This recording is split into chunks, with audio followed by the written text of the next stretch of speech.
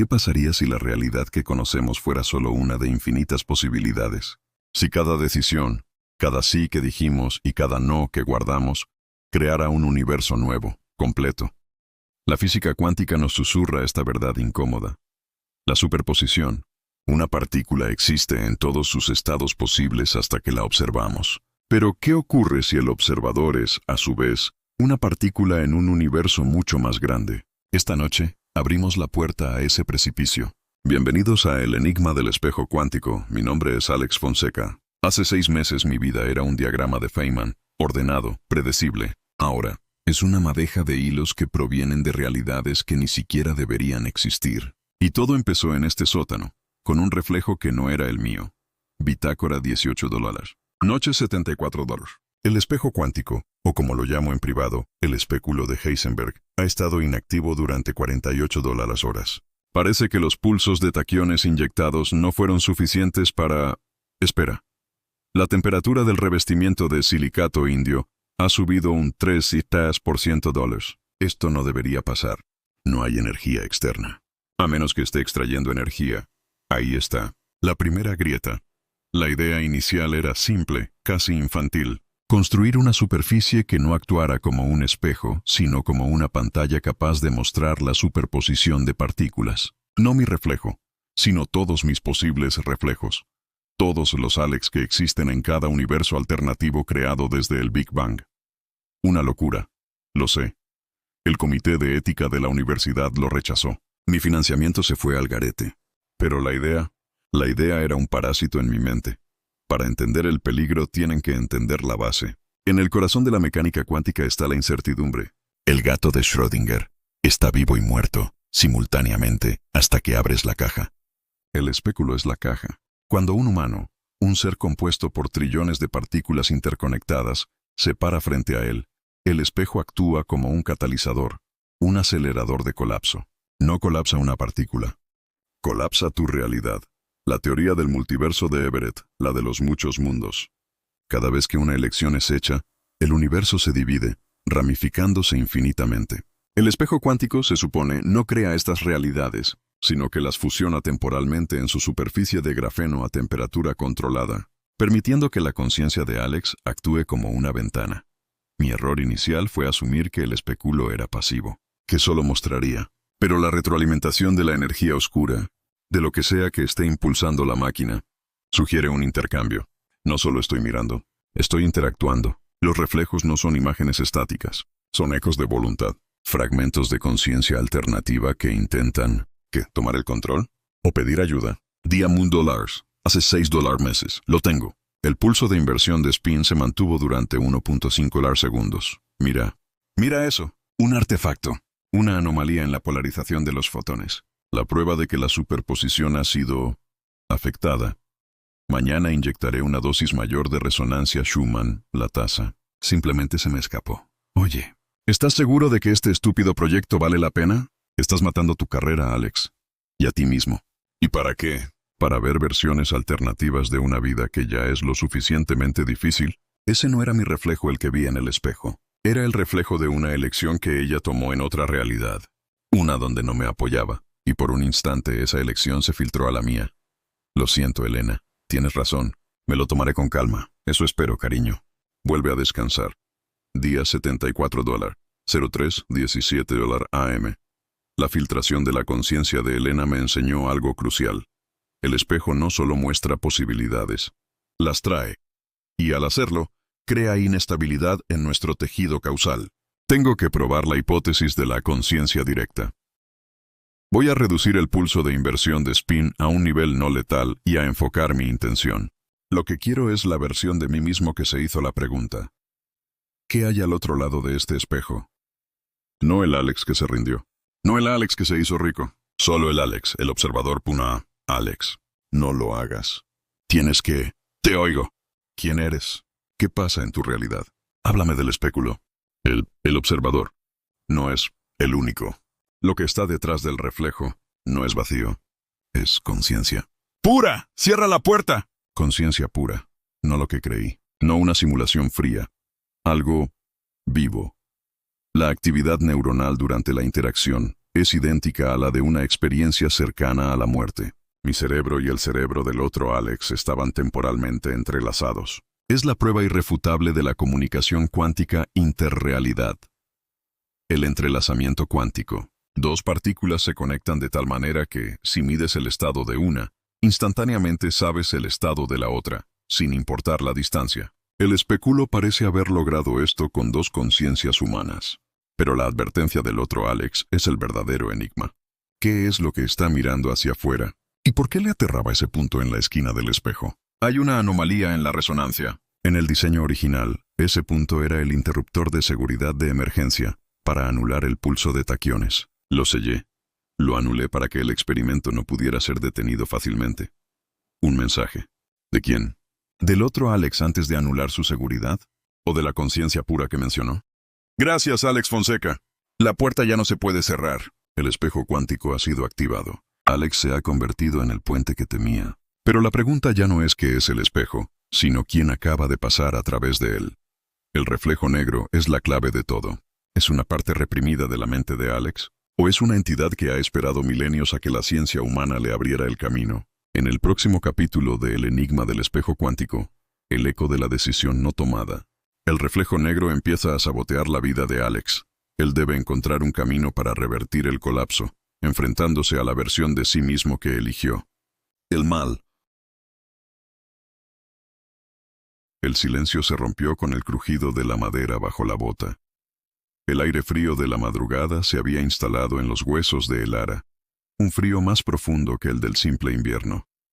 Había logrado sortear la muralla trasera sin activar ninguna de las alarmas sonoras que conocía por rumores. El problema no era entrar, sino salir con lo que había venido a buscar. Sus dedos, ágiles y acostumbrados a la precisión, repasaron la superficie pulida del cofre. No había cerradura visible, solo un intrincado patrón de ranuras que parecían moverse con la luz tenue que se filtraba por una alta ventana gótica.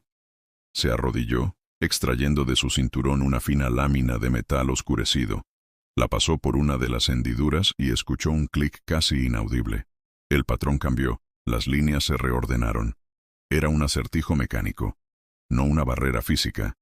Llevó casi media hora, concentrada en la respiración y en no cometer el error que la delataría. Finalmente, con un suspiro casi imperceptible, el mecanismo cedió. La tapa se levantó apenas 1 centímetro, revelando un brillo opaco y cálido en su interior. No era oro, ni joyas. Era un solo objeto, un disco de obsidiana envuelto en un paño de seda negra. Elara lo tomó con guantes de cuero fino y sintió el peso de la historia que llevaba consigo. Antes de guardarlo en un compartimento secreto de su chaqueta, notó algo más. Una inscripción grabada en la madera interior del cofre. Una sola palabra en un dialecto olvidado que su tutora le había enseñado a leer: vigilancia. Su corazón dio un vuelco. No estaba sola en esto. El eco de pasos rápidos resonó en el pasillo exterior. No había tiempo. Elara deslizó el disco en su escondite, cerró el cofre con un rápido movimiento para que pareciera intacto y se fundió con la sombra más cercana, esperando que su entrenamiento fuera suficiente para enfrentar lo que venía. El eco de los pasos se detuvo justo detrás de la puerta de roble macizo. Elara se pegó a la pared fría, conteniendo la respiración hasta que le dolió el pecho. La sombra era su única aliada en ese vasto archivo de pergaminos y artefactos prohibidos. Sabía que quienquiera que la persiguiera no era un guardia común. Los guardias se movían con la pereza de la rutina y la confianza de la impunidad. Estos pasos eran medidos, deliberados, y lo más perturbador, singularmente silenciosos en su aproximación final. El pomo de bronce giró con lentitud desesperante. No hubo golpe, ni intento de forzar la entrada, solo la metódica apertura de quien conoce el protocolo y no necesita violencia. La puerta se abrió un palmo, revelando una rendija de luz que cortó la oscuridad del archivo. Por esa abertura se deslizó la punta de un bastón plateado, seguido por un hombre alto y delgado cuyo rostro se perdía en el contraluz. Llevaba una túnica oscura sin insignias, su porte más propio de un bibliotecario jefe o un inquisidor que de un vigilante nocturno. Elara se obligó a recordar el plan. Si la descubrían antes de asegurar el disco, Debía usar la distracción de humo rojo y escapar por el tragaluz superior. Pero el disco ya estaba seguro bajo su chaqueta, pesado y frío contra su piel. Ahora, el objetivo era la salida, y este hombre estaba bloqueando la única ruta directa. El extraño no encendió ninguna lámpara. Con la calma de un depredador, sus ojos escanearon la inmensidad de la sala. Parecía buscar algo muy específico. Se movió con lentitud, deslizando el bastón por las bases de las estanterías, no buscando a una persona, sino a una perturbación, un objeto fuera de lugar. El ara se hizo aún más pequeña detrás de un nicho que guardaba los antiguos mapas estelares, su cuchillo de titanio en mano, el agarre firme. Si tenía que luchar, sería rápido y silencioso. ¿De qué estás aquí? La voz del hombre era un susurro seco, pero resonó con una autoridad escalofriante en el silencio sepulcral. El cofre está intacto, pero el aire huele a transgresión. Eres inexperta o muy audaz. ¿Cuál de las dos, joven ladrona? El ara no respondió. La inacción era a veces la mejor respuesta. El hombre se detuvo frente a la estantería donde estaba oculto el cofre que ella había manipulado. Lo miró fijamente durante un largo minuto. Finalmente, su mano se extendió. Tocó la cerradura, que ella había restablecido a la perfección. Una fina luz azul, casi imperceptible, emanó de su dedo y recorrió el metal. La cerradura fue abierta hace menos de 10 minutos, anunció, sin dirigirse a nadie en particular. Un trabajo limpio, demasiado limpio. Se giró de golpe, apuntando su bastón directamente al nicho donde el ara se escondía. La punta de plata brilló con la luz de la luna. Sal de ahí ahora, y podremos negociar tu castigo.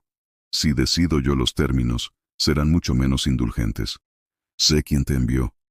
Dime dónde está, y quizá vivas hasta el amanecer. El ara sabía que no la había visto. Solo había sentido su presencia a través de algún método arcano. Era un sensor, no un simple cazador. No había negociación posible. Con un impulso explosivo, lanzó una pequeña esfera de metal al rincón opuesto de la sala. La esfera se estrelló contra una pila de libros con un ruido ensordecedor. El hombre reaccionó al instante, girando el bastón hacia el sonido. Ese fue el segundo de distracción que el ara había estado esperando. Saltó por encima de la estantería que la ocultaba, rodó al suelo y corrió hacia la ventana gótica, ignorando el grito de advertencia que el hombre emitió a su espalda. Sabía que no podía dejarlo vivo si quería salir con su vida y el disco. Pero el tiempo se agotaba. Una ráfaga de energía caliente pasó silbando junto a su oreja, quemándole la punta de su cabello. No era una bala, era magia. Sabía que no llegaría al tragaluz antes de que la segunda ráfaga la alcanzara. La energía mágica del bastón impactó contra el vitral junto a su cabeza, haciendo explotar el vidrio en una lluvia de fragmentos que cortaron el aire con un sonido de campanas rotas. El ara no se detuvo a lamentar la herida superficial que le abrió el pómulo. La adrenalina anulaba el dolor. Alcanzó el marco de la ventana con un salto desesperado, agarrándose a la moldura de piedra desgastada. Arriba, la luna llena era un faro blanco que iluminaba el tejado de pizarra.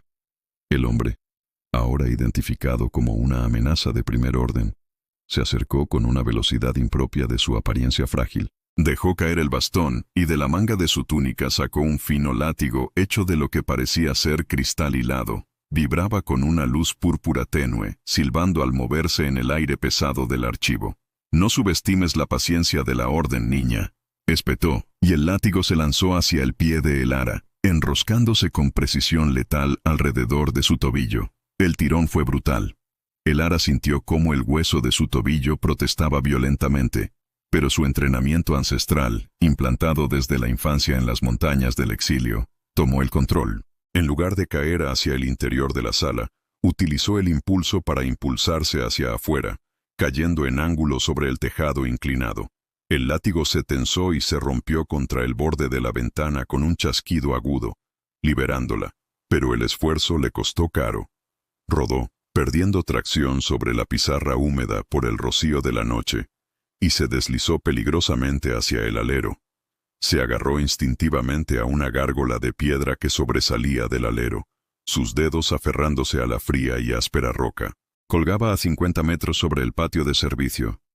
Desde esa altura, el disco de obsidiana en su pecho se sentía increíblemente pesado, como un ancla gravitacional. Miró hacia arriba. El hombre ya estaba en el marco de la ventana, su silueta recortada contra la luz interior, observándola sin prisa. No tenía prisa. Sabía que ella no tenía a dónde ir. El ara tenía que elegir: soltarse y buscar una caída menos fatal, o enfrentarlo en esa posición precaria. La visión periférica le mostró algo: una tubería de desagüe oxidada que descendía en diagonal desde el tejado inferior hacia los establos. Era arriesgado, pero era la única ruta de escape vertical rápida. Inhaló profundamente, sintiendo el aire frío y el dolor punzante de su tobillo. Cerró los ojos por un instante, enfocándose en la sensación del metal frío bajo sus dedos. Soltó la mano derecha, dejando que su cuerpo se balanceara hacia la tubería. Fue un cálculo de milisegundos. Su mano libre impactó contra el metal rugoso de la tubería. El agarre fue suficiente para detener su caída libre, pero el impacto provocó un chirrido metálico que resonó por todo el tejado. El hombre en la ventana sonrió con una mueca seca, levantando el bastón una vez más. Esta vez, no apuntó a ella, sino a la tubería misma, unos metros por encima de su cabeza. «Patético. Te has atado a tu propia soga», murmuró. El rayo de energía púrpura impactó. La tubería, vieja y corroída, no resistió la carga mágica. Se partió limpiamente, y el ara sintió cómo el metal cedía bajo su agarre. Ya no había ninguna estructura sólida a la que aferrarse. Esta vez, la caída era inevitable y rápida hacia el suelo duro del patio trasero. Mientras caía, sus ojos buscaron desesperadamente una zona de aterrizaje menos letal. Un carro de heno apilado junto a la pared del establo, quizás. O el suelo mismo, si podía torcer el cuerpo para amortiguar el impacto con algo que no fuera cabeza o espalda. Su única ventaja era la altura. Caería a una velocidad terminal, pero el impacto sería menos concentrado si lograba girar. El suelo se acercaba con una velocidad aterradora, borrando los contornos de los adoquines. En el último instante, giró su cuerpo de lado, arqueándose como un arquero que se dispara a sí mismo, buscando impactar sobre el hombro y la cadera, esperando que el disco de obsidiana actuara como algún tipo de escudo secundario, aunque no confiaba en ello. El mundo se redujo a un crash ensordecedor, una explosión de aire forzado fuera de sus pulmones, y una negrura pulsante que amenazaba con consumirlo todo. La energía mágica del bastón impactó contra el vitral junto a su cabeza, haciendo explotar el vidrio en una lluvia de fragmentos que cortaron el aire con un sonido de campanas rotas. El ara no se detuvo a lamentar la herida superficial que le abrió el pómulo. La adrenalina anulaba el dolor. Alcanzó el marco de la ventana con un salto desesperado, agarrándose a la moldura de piedra desgastada. Arriba, la luna llena era un faro blanco que iluminaba el tejado de pizarra. El hombre, ahora identificado como una amenaza de primer orden, se acercó con una velocidad impropia de su apariencia frágil. Dejó caer el bastón y de la manga de su túnica sacó un fino látigo hecho de lo que parecía ser cristal hilado. Vibraba con una luz púrpura tenue, silbando al moverse en el aire pesado del archivo. «No subestimes la paciencia de la orden, niña», espetó, y el látigo se lanzó hacia el pie de el ara, enroscándose con precisión letal alrededor de su tobillo. El tirón fue brutal. El ara sintió cómo el hueso de su tobillo protestaba violentamente, pero su entrenamiento ancestral, implantado desde la infancia en las montañas del exilio, tomó el control. En lugar de caer hacia el interior de la sala, utilizó el impulso para impulsarse hacia afuera, cayendo en ángulo sobre el tejado inclinado. El látigo se tensó y se rompió contra el borde de la ventana con un chasquido agudo, liberándola, pero el esfuerzo le costó caro. Rodó, perdiendo tracción sobre la pizarra húmeda por el rocío de la noche, y se deslizó peligrosamente hacia el alero. Se agarró instintivamente a una gárgola de piedra que sobresalía del alero, sus dedos aferrándose a la fría y áspera roca. Colgaba a 50 metros sobre el patio de servicio. Desde esa altura, el disco de obsidiana en su pecho se sentía increíblemente pesado, como un ancla gravitacional. Miró hacia arriba. El hombre ya estaba en el marco de la ventana, su silueta recortada contra la luz interior, observándola sin prisa. No tenía prisa. Sabía que ella no tenía a dónde ir. El ara tenía que elegir: soltarse y buscar una caída menos fatal, o enfrentarlo en esa posición precaria. La visión periférica le mostró algo. Una tubería de desagüe oxidada que descendía en diagonal desde el tejado inferior hacia los establos. Era arriesgado, pero era la única ruta de escape vertical rápida. Inhaló profundamente, sintiendo el aire frío y el dolor punzante de su tobillo. Cerró los ojos por un instante, enfocándose en la sensación del metal frío bajo sus dedos. Soltó la mano derecha, dejando que su cuerpo se balanceara hacia la tubería. Fue un cálculo de milisegundos. Su mano libre impactó contra el metal rugoso de la tubería. El agarre fue suficiente para detener su caída libre, pero el impacto provocó un chirrido metálico que resonó por todo el tejado.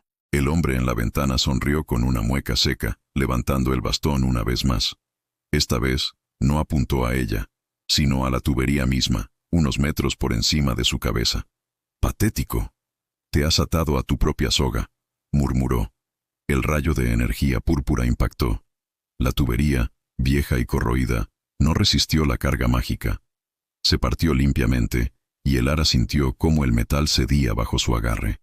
Ya no había ninguna estructura sólida a la que aferrarse. Esta vez, la caída era inevitable y rápida hacia el suelo duro del patio trasero. Mientras caía, sus ojos buscaron desesperadamente una zona de aterrizaje menos letal, un carro de heno apilado junto a la pared del establo, quizás, o el suelo mismo, si podía torcer el cuerpo para amortiguar el impacto con algo que no fuera cabeza o espalda. Su única ventaja era la altura. Caería a una velocidad terminal, pero el impacto sería menos concentrado si lograba girar. El suelo se acercaba con una velocidad aterradora, borrando los contornos de los adoquines. En el último instante giró su cuerpo de lado arqueándose como un arquero que se dispara a sí mismo, buscando impactar sobre el hombro y la cadera esperando que el disco de obsidiana actuara como algún tipo de escudo secundario, aunque no confiaba en ello. El mundo se redujo a un crash ensordecedor, una explosión de aire forzado fuera de sus pulmones, y una negrura pulsante que amenazaba con consumirlo todo. El dolor fue un tsunami blanco que ahogó cada otro sentido. El ara abrió los ojos, y lo primero que vio fue el carro de heno. La suerte, o tal vez la precisión de su caída, había logrado que su cuerpo, aunque magullado y dolorido, se estrellara directamente contra la pila. El heno amortiguó el impacto inicial, aunque la sacudida cerebral y el dolor en su hombro derecho le indicaban que no había salido ilesa. Se quedó inmóvil un momento, tratando de distinguir si la parálisis era de shock o de daño físico. El tobillo que el látigo había atrapado latía con una agonía rítmica. El aire estaba en calma. Miró hacia arriba. La silueta del inquisidor seguía en la ventana, inmóvil, observando el punto de impacto. El ara notó que no había bajado a rematarla. Había asumido que la caída, la altura y el heno eran suficientes para inmovilizarla y capturarla con calma. Fue un error de arrogancia que ella no podía permitirse desperdiciar. Con una mueca de dolor, el ara se arrastró fuera del heno. No podía caminar. El tobillo estaba inutilizado. Solo le quedaba una opción: gatear y utilizar la potencia de sus brazos. El suelo del patio era de adoquines irregulares, pero al menos la oscuridad era más densa que en el archivo. Las sombras de los establos y de los carros de reparto le ofrecían un laberinto de escondites. Arrastró el cuerpo, usando los codos para impulsarse. Cada movimiento era una protesta de sus músculos y huesos. Se orientó hacia el muro perimetral, el mismo muro que había escalado horas antes. Ahora, esa escalada parecía una hazaña imposible. De repente, escuchó el sonido de la puerta principal del archivo abriéndose y cerrándose. El inquisidor había decidido bajar a recuperar su premio. Su tiempo se acababa. Mientras se arrastraba entre dos barriles de agua de lluvia, el ara palpó el bolsillo interior de su chaqueta. El disco de obsidiana seguía allí, frío y pesado. También encontró lo que buscaba: un pequeño vial de cristal que contenía el humo rojo, una mezcla de pólvora y hierbas paralizantes. Era un cartucho de distracción de último recurso, diseñado para saturar un área pequeña con un vapor espeso y rojo que irritaba las mucosas y causaba ceguera temporal. El inquisidor apareció en el centro del patio, iluminado por la luz que se filtraba desde el archivo. Ahora podía verlo bien. Su rostro era afilado, sus ojos hundidos y llenos de una intensidad fanática. Llevaba el bastón en una mano y una pequeña linterna mágica en la otra. La linterna proyectaba un haz de luz azul que escaneaba el suelo.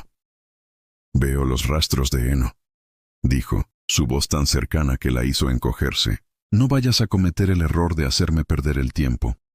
No tengo compasión por los ladrones que trafican con lo que no entienden». Elara se obligó a ignorar el miedo paralizante. El inquisidor estaba a 20 metros, cerrando la distancia lentamente, confiado. Cuando estuviera a 10 metros, ella ya no tendría oportunidad. Sacó el vial. Con un rápido movimiento, quitó el corcho y lo lanzó con toda su fuerza en un arco bajo, apuntando a los pies del hombre. El vial se estrelló contra los adoquines. La explosión fue mínima. Un pequeño estallido sordo, pero la reacción inmediata fue una densa nube de humo color carmesí que se expandió a ras de suelo con una velocidad espeluznante. El humo rojo golpeó al inquisidor en el rostro.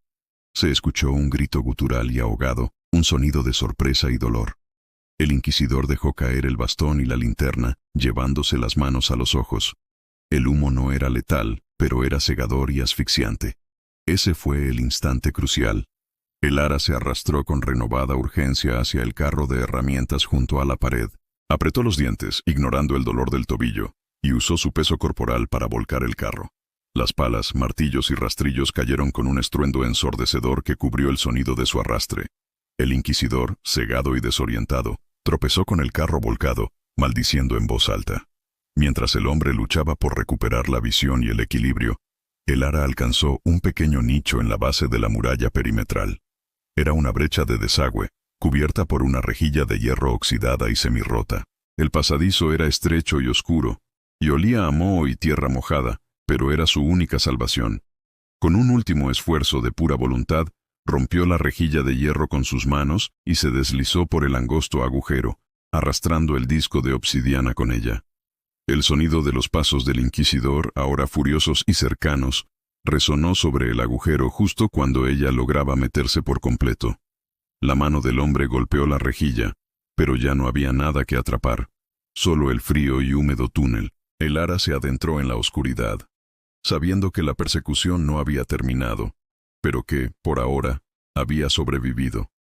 Había asegurado el disco y había escapado de la ciudadela. El túnel de desagüe olía a podredumbre y desesperación. Era un conducto estrecho y serpenteante, forrado de ladrillo cubierto de limo, apenas lo suficientemente ancho para que Elara pudiera arrastrarse a gatas sobre sus codos y rodillas sanas. El tobillo herido se había hinchado rápidamente, convirtiéndose en un ancla de dolor punzante con cada movimiento. La oscuridad era total, salvo por un tenue resplandor que emitía el disco de obsidiana desde el forro interior de su chaqueta. Ese leve brillo, un pulso moribundo y misterioso, era la única confirmación de que su tortuoso escape había valido la pena. La vigilancia había fallado, pero el precio había sido casi su vida. Escuchó a lo lejos, amortiguado por la tierra y el ladrillo, el grito irritado del inquisidor. Sabía que no se daría por vencido. El inquisidor probablemente ya habría convocado refuerzos. Estar en los túneles significaba estar fuera de la vista, pero no fuera del alcance. Esos pasajes subterráneos servían a toda la ciudadela, y los constructores de la orden eran meticulosos. Habría rejillas de acceso, alcantarillas abiertas y, peor aún, puntos de control. Elara se arrastró durante lo que pareció una eternidad, contando las respiraciones y los impulsos dolorosos del tobillo para mantener la cordura y el ritmo. Al cabo de unos 10 minutos, el túnel comenzó a ensancharse ligeramente y sintió un cambio en la acústica. El sonido del agua corriente, débil al principio, se hizo más fuerte. Había llegado al colector principal, el río subterráneo que evacuaba las aguas residuales de la ciudadela y las llevaba hacia el río exterior. Se deslizó por la abertura y cayó en una zanja poco profunda. El agua estaba fría, sucia, y el olor era insoportable, pero era un medio de transporte. La zanja se abría a un túnel abovedado, mucho más grande, por el que corría un río de aguas grises. Se dejó caer en el agua, que le llegaba hasta la cintura, sintiendo cómo el frío aliviaba momentáneamente la quemazón de sus heridas. A pesar del hedor, era un avance. El ara se empujó hacia la orilla para evitar ser arrastrada por la corriente más fuerte y evaluó la situación. La única forma de salir de la zona de influencia de la ciudadela era seguir el flujo del río subterráneo. La bóveda era alta y de piedra gris, sin luz. El eco de sus movimientos resonaba, amplificando el miedo. Sabía que el inquisidor, o sus hombres, tardarían muy poco en darse cuenta de que la única ruta lógica de escape era el colector principal. Caminó por la orilla, utilizando la pared para apoyarse. Cada paso era un esfuerzo titánico, obligando a su tobillo a soportar una fracción mínima de su peso. En ese momento de vulnerabilidad, se permitió pensar en su mentora, Lyra, y en el porqué de esta misión de robo que parecía un sacrificio. «El disco es la clave, el ara», le había dicho Lyra con voz grave. «Pero no es la llave de la ciudad, es la llave de una pregunta». El ara no entendía completamente la filosofía detrás de sus acciones, pero sí entendía la fe de Lyra en ella. El disco de obsidiana, un artefacto que se creía mitológico, era el corazón de las profecías del exilio. Y ahora lo tenía ella, una simple ladrona con un tobillo roto, huyendo a través de una alcantarilla. Un sonido metálico y distante la sacó de sus pensamientos. No era el eco del agua, era el sonido de botas en el cemento, y venía de una intersección más adelante, donde otro túnel se unía al colector. Había una patrulla de control. Estaban sellando la salida.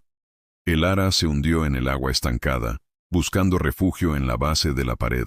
La corriente era levemente más rápida en el centro, lo que podría darle una oportunidad de deslizamiento, pero si los guardias llegaban antes de que ella encontrara un escondite, todo habría terminado. El ruido de las voces se hizo audible. 2 hombres, conversando con la desidia de quienes cumplen una orden de rutina, sin creer en la urgencia. El ara entendió fragmentos. Cerrar la esclusa de la puerta del sur. El inquisidor está furioso. Una ladrona de baratijas. No era una baratija. El disco de obsidiana, incluso a través de la tela de su chaqueta, pulsaba con una energía fría y antigua. Ella notó que, desde que lo había robado, la sensibilidad mágica que Lyra le había enseñado a reprimir se había agudizado. Ahora sentía la presencia de los guardias no solo por el sonido, sino por una punzada en la nuca. Una especie de sonar psíquico que el disco parecía amplificar. La intersección estaba a unos 40 metros. En el centro del túnel principal, un enorme pilar de soporte se erguía como un monolito. Si lograba alcanzar ese pilar, podría usarlo como cobertura para evaluar la patrulla. Se impulsó hacia el centro del río subterráneo. El agua sucia era glacial, y el movimiento en el tobillo la hizo morderse la lengua para no gritar. Se dejó llevar por la corriente, utilizando un codo para mantener la dirección hacia el pilar.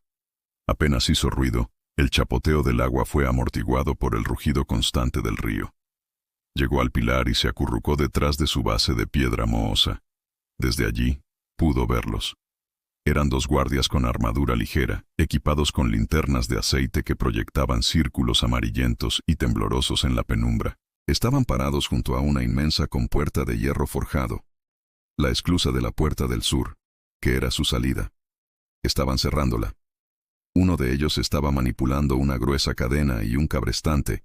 El chirrido metálico era inconfundible. La compuerta ya había bajado a la mitad. En pocos minutos, la única salida al exterior de la ciudadela estaría completamente sellada. El ara se dio cuenta de que si no actuaba de inmediato, estaría atrapada en el laberinto subterráneo. La única manera de pasar era forzar una distracción y deslizarse por la rendija que quedaba antes de que se cerrara. Tenía pocas herramientas a su disposición. Su cuchillo de titanio no serviría para una confrontación directa. Su única arma restante era su ingenio y el pequeño arsenal de pociones y distracciones que aún conservaba. De su cinturón sacó 2 canicas de vidrio de alta densidad. Eran sus cebos sónicos. Normalmente se usaban para rebotar en pasillos de piedra y engañar a los sistemas de detección de movimiento. Pero aquí la acústica era perfecta para amplificar el sonido. Respiró hondo.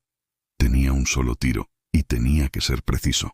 Apuntó, no a los guardias, sino a una pila de herramientas de mantenimiento que habían dejado cerca del muro opuesto, a unos 10 metros detrás de ellos. Lanzó la primera canica con un latigazo del brazo. La canica rebotó una vez en la pared de piedra, viajó a través de la penumbra y golpeó una llave inglesa, que cayó al suelo de cemento con un clang resonante. Los dos guardias se sobresaltaron.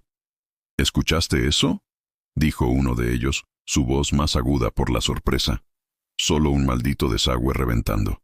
Termina de bajar esa compuerta rápido, respondió el segundo, más nervioso. El ara no le dio tiempo. Lanzó la segunda canica, pero esta vez, con un cálculo perfecto, rebotó en la pared, sobre el hombro de uno de los guardias, y cayó directamente en el río, creando un fuerte splash justo detrás de ellos, simulando el sonido de algo grande cayendo al agua. El efecto fue inmediato. Los guardias dejaron de lado el cabrestante. La compuerta se detuvo, dejando una abertura de poco más de 1 metro de altura. Ambos se giraron, linternas en mano, hacia el ruido. «¡Es la ladrona!», gritó el primero. El ara no esperó más.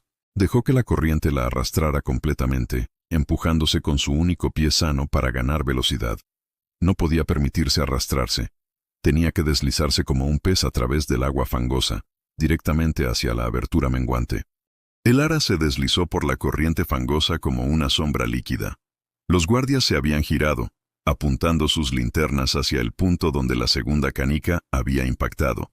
Pero sus movimientos eran lentos y torpes en la reacción. El ara ya estaba a 10 metros de la esclusa. El guardia que manejaba el cabrestante reaccionó primero. Se dio cuenta de que el sonido venía de detrás, no de la orilla, y giró la linterna en un barrido frenético sobre el agua. El potente rayo de luz amarilla la capturó. «Ahí está, en el agua», gritó, soltando el cabrestante para desenvainar su espada corta. El ara ya no tenía más segundos. La abertura de la esclusa, de poco más de 1 metro de altura, se acercaba peligrosamente. El cabrestante, liberado, hizo un ruido sordo y la gruesa cadena se soltó, permitiendo que la compuerta de hierro comenzara a descender por su propio peso. La velocidad del agua, aunque no mucha, fue suficiente. El ara se arqueó, elevando la parte superior de su cuerpo y utilizando sus brazos para propulsarse con las últimas reservas de fuerza que le quedaban. El dolor en el tobillo era un grito constante, pero lo ignoró. El primer guardia se precipitó hacia el borde del agua, blandiendo su espada. El ara se sumergió un segundo, respirando hondo antes de que la cabeza se le hundiera, dejando que la corriente la llevara a los últimos metros. Pasó bajo la punta de la espada del guardia, que se clavó en el agua con un chapoteo inútil justo donde ella había estado. Sintió el roce helado del metal en el aire sobre su cabeza. El cruce de la esclusa fue un acto reflejo. El espacio se estaba cerrando rápidamente. El borde de hierro estaba a la altura de su pecho. Con un empuje desesperado de su pie sano contra el fondo del río, el ara se deslizó hacia adelante, contrayendo el cuerpo y girando el hombro magullado para pasar primero. Apenas un instante después, mientras su torso y el disco de obsidiana pasaban la línea de hierro, la compuerta se cerró con un golpe de trueno. El impacto no la golpeó, pero la onda de choque y el agua desplazada la arrojaron con fuerza contra la pared del túnel en el lado exterior. El ara tosió, escupiendo agua sucia y recuperando el aliento, mientras el rugido de la compuerta resonaba. Del otro lado de la inmensa muralla de hierro, escuchó los gritos frustrados de los guardias. «¡Ha pasado! No podemos levantarla sin la llave. ¡Maldición! El inquisidor va a despellejarnos vivos. Llama a la puerta del río. Debe haber salido allí». El ara se quedó inmóvil, pegada a la pared húmeda. Estaba fuera de la ciudadela. Pero el túnel seguía. Esta sección era mucho más corta, y finalmente, a unos 50 metros de distancia, vio una luz natural. La salida al exterior, a la noche abierta y al río principal. Reuniendo las últimas gotas de su voluntad, se arrastró fuera del agua y cogió penosamente hacia la luz, saliendo del túnel. El aire exterior la golpeó. Era fresco y limpio, con el olor a tierra y a pino, un contraste bendito con el hedor de la alcantarilla. Estaba en la orilla boscosa del río principal, fuera de los muros. El disco de obsidiana pulsó una vez más, esta vez con un calor reconfortante. El ara se dejó caer exhausta sobre la hierba húmeda. La misión estaba cumplida, pero sabía que su huida solo había comenzado. Elara se quedó tendida en la hierba, sin fuerzas, sintiendo cómo el frío de la madrugada se filtraba a través de su ropa empapada. El aire limpio del exterior era un alivio, pero también un recordatorio de su vulnerabilidad. La ciudadela de la Orden, imponente y oscura, se alzaba tras ella, su silueta dibujada por la luna menguante. Sabía que los inquisidores ya habrían desplegado equipos de rastreo. La pérdida del disco de obsidiana era un asunto de máxima prioridad. Logró sentarse, apoyándose en un tronco caído. Lo primero era atender las heridas. El tobillo derecho estaba gravemente hinchado, y el dolor era sordo, constante. Se quitó con cuidado la bota y el calcetín, revelando una inflamación violácea. No era una fractura abierta, pero sí un esguince severo o una fisura. Necesitaría un vendaje y algo para la inflamación. Palpó sus bolsillos. El disco seguía seguro, pero su pequeño kit médico, que había guardado en un compartimento externo de su cinturón, se había perdido durante la caída. Solo le quedaba el pequeño vial de ungüento de marfil, un bálsamo milagroso, pero apenas quedaba una dosis mínima. Abrió el vial y aplicó una fina capa del ungüento sobre la piel hinchada. Al instante, el dolor agudo se transformó en un hormigueo cálido y tolerable. No curaría el tobillo, pero le daría el tiempo suficiente para inmovilizarlo y ponerse en movimiento. Mientras se vendaba con un trozo de tela de su propia manga, escuchó el sonido inconfundible de un motor a reacción a baja altura. No era un avión de transporte, era un cazador alado, una de las aeronaves de reconocimiento rápido utilizadas por la Guardia de Élite. Estaban barriendo la ribera del río. Tenía que desaparecer del campo de visión. Se arrastró rápidamente hacia la espesura del bosque de pino y roble que bordeaba la orilla. El terreno era un desafío. Raíces retorcidas, maleza y la pendiente descendente hacia el río. Usó el tronco caído como apoyo, forzándose a ponerse de pie. Cojeaba, apoyando el peso en la pierna izquierda, pero el ungüento le permitía caminar lentamente. No podía usar el río como vía de escape, pues era el primer lugar que patrullarían los cazadores alados. Debía adentrarse en la Ciénaga de los Lamentos, el vasto pantano que se extendía al este de la ciudadela. Era un terreno traicionero, lleno de lodo, insectos y bruma perpetua, pero también era el único lugar donde los vehículos de la Orden no podían operar con facilidad. Miró el cielo. El cazador alado pasó por encima de las copas de los árboles, su foco de luz potente barriendo el bosque a una velocidad alarmante. Ella se acurrucó bajo la sombra de un roble centenario. El ruido se desvaneció, pero volvería. Elara se ajustó la mochila vacía para que el peso del disco quedara centrado.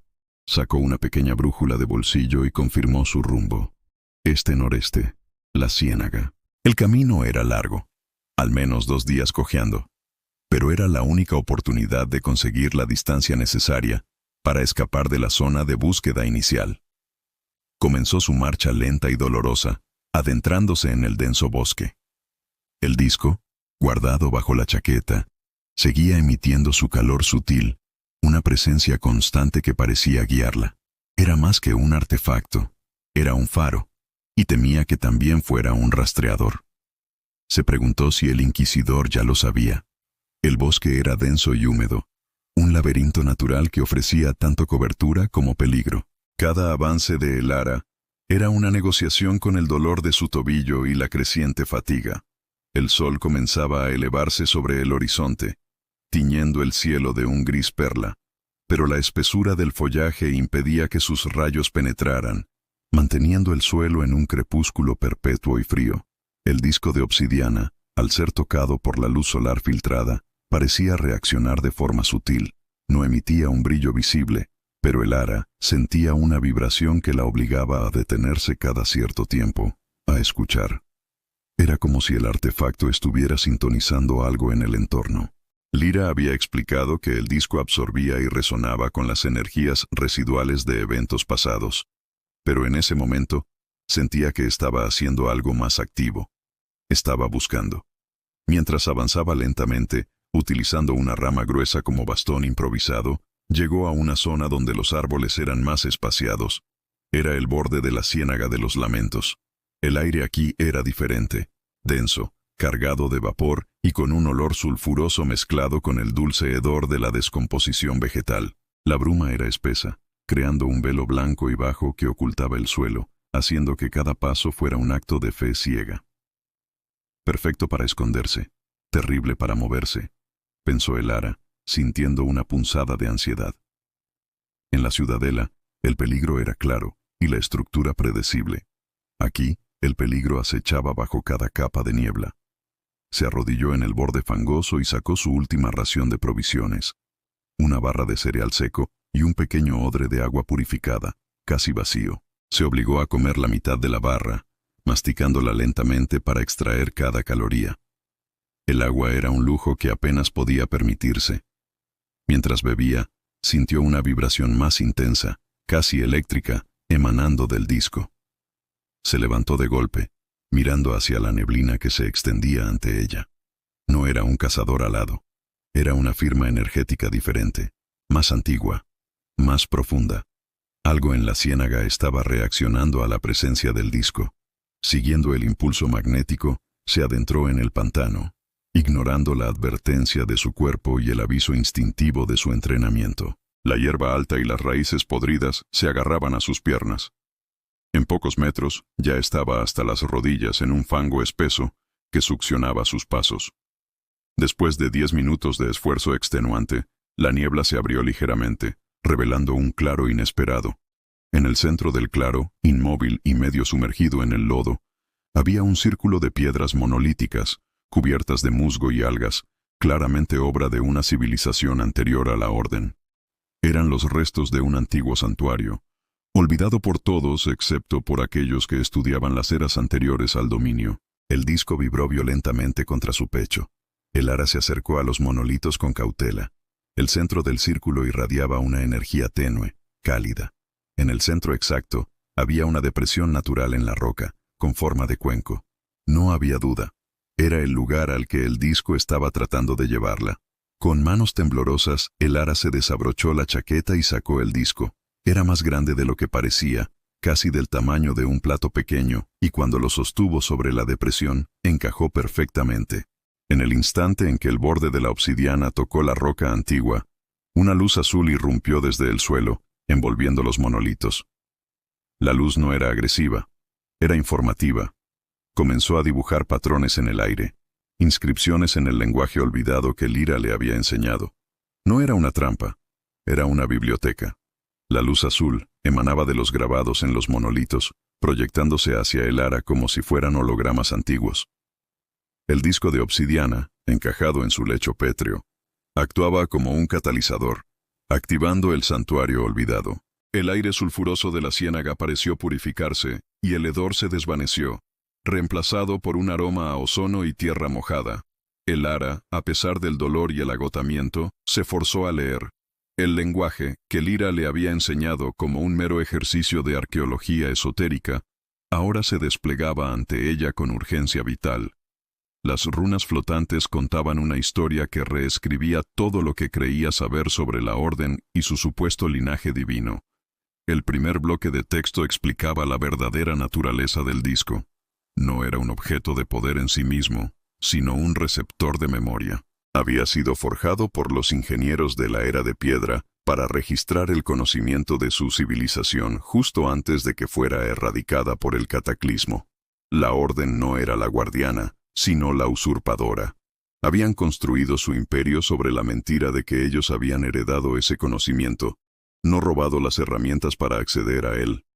El segundo bloque era más inmediato. Revelaba que el disco, al ser retirado de su lugar de reposo, emitía una señal de retorno única, un pulso de energía electromagnética rastreable, que el inquisidor habría estado utilizando para localizarlos incluso a través del ruido de la ciudadela. Esto explicaba su extrema precisión. Pero la tercera y más crucial revelación estaba grabada justo encima del hueco donde se asentaba el disco. Era una advertencia y una instrucción final. La vibración que Elara había sentido no era solo del disco buscando su lugar, sino de la propia ciénaga. El anfitrión no será rastreado si el receptor es sacrificado a la tierra antigua. Sacrificado. En ese contexto no significaba muerte, sino una inmersión total y permanente. El santuario no era solo para leer, era para devolver el objeto a su estado original, sellando su firma rastreable para siempre. El Ara entendió. El inquisidor no quería solo el disco, quería activarlo en el santuario para rastrear a Lyra o a quienquiera que estuviera al mando del movimiento de resistencia. Si ella lo dejaba allí, la señal moriría, y la orden no podría seguirla a través de la ciénaga. Miró a su alrededor. El silencio era profundo. Estaba sola, pero la seguridad era temporal. Con un nudo en la garganta, el Ara tomó la decisión. El conocimiento era poder, pero la supervivencia era la condición para usarlo. Con extrema lentitud, empujó el disco firmemente en el hueco de la piedra. Al asentarse, la luz azul se intensificó por un instante, y luego, con un pop seco, se extinguió. La energía cesó. El silencio volvió, pero esta vez era un silencio vacío, permanente. El disco de obsidiana, que había sido su tesoro y su carga, se había convertido en una pieza inerte de roca oscura, fundida con el altar ancestral. El Ara se desplomó sobre el lodo, exhausta, sin el peso frío contra su pecho. Había perdido el artefacto que le costó robar, pero había ganado la libertad y, quizás, la ventaja táctica más importante, la invisibilidad. El Ara cerró los ojos, sintiendo que el dolor en su tobillo era insignificante comparado con la carga que acababa de soltar. Estaba herida, sin equipo, pero libre de la trampa de la señal. El camino hacia Lyra, ahora, era desconocido, pero seguro.